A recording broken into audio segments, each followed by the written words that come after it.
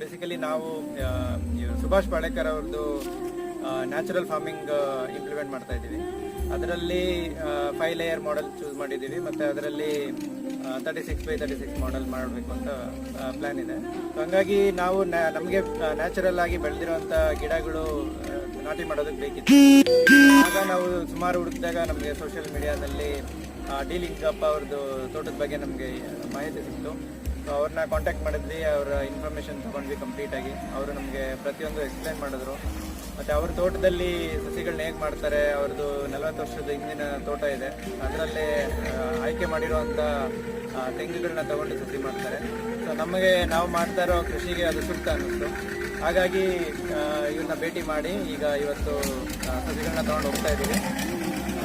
So ಇವ್ರಿಗೆ ಬಂದಿರೋ ಥರ ನಮಗೂ ಚೆನ್ನಾಗಿ ತೋಟ ಡೆವಲಪ್ ಆಗಲಿ ಅಂತ ಇಷ್ಟಪಡ್ತೀವಿ.